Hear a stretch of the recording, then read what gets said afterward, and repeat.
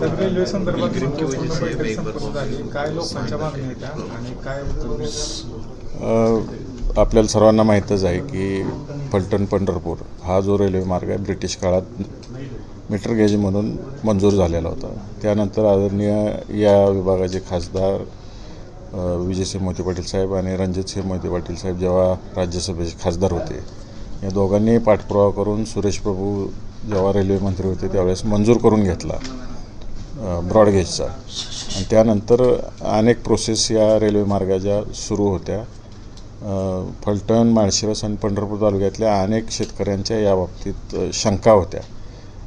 गेली 2 वर्ष झालं मी पत्रव्यवहार करून आज या ठिकाणी त्या गावातल्या प्रमुख लोकप्रतिनिधी असतील, शेतकरी असतील, या सगळ्यांची बैठक आज आपण आयोजित केली होती. ज्या शंका आहेत, कसा मार्ग होणार आहे, कोणत्या पद्धतीनं होणार आहे, या बाबतीतली सखोल माहिती सगळ्या शेतकऱ्यांना या ठिकाणी आपण उपलब्ध करून दिलेली आहे. आणि ज्या काही शंका आहेत त्या पुढं रेल्वेच्या दृष्टिकोनातून जे काही सहकार्य हा प्रकल्प उभा राहण्याच्या दृष्टिकोनातून करावं लागते ते याच्यावर सगळ्यांची चर्चा झाली. शेतकऱ्यांवरही अन्याय होणार नाही या दृष्टिकोनातून आम्ही सगळेजण प्रयत्न करतो आहे की ज्या काय मागण्या आहेत शेतकऱ्यांच्या त्या केंद्र शासनापर्यंत पोचवून त्यांना त्यांचं शंकेचं निरसन व शेतकऱ्यांचा फायदा कसा होईल हेच या बैठकीतनं आम्ही चर्चा घडवून आणली आणि त्याचा पाठपुरावा पुढं करत आहोत. प्रामुख्याने कोणकोणत्या समस्या समोर आल्या सध्याच्या बैठकीमध्ये? ॲक्विजिशन कशा पद्धतीनं होणार आहे, रेल्वे मार्गात बदल होतो आहे का, जुने जे काय सर्वे झालेले आहेत किंवा मोबदला दिला गेला आहे का नाही याच्या बाबतीत रेकॉर्ड्स कुठं सापडत नाहीत.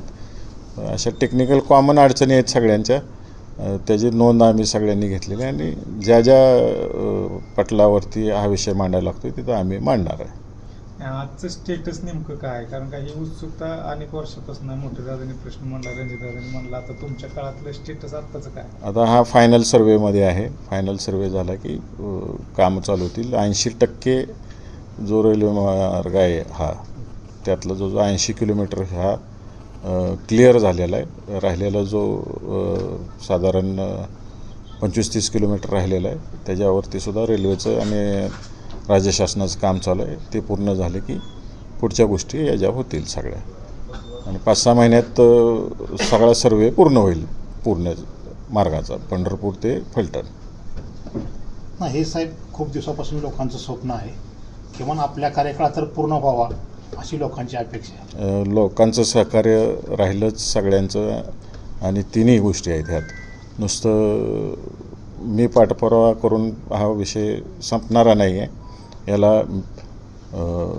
राज्य शासन, रेल्वेचा विभाग आणि शेतकरी या सगळ्यांनी एकाने व्यवस्थित समजून जर काम केलं आणि गतीनं काम केलं तर निश्चित लवकरात लवकर ह्याला आपल्याला मंजूर होईल, म्हणजे निधी मंजूर होईल आणि काम पूर्ण होईल लवकरात लवकर.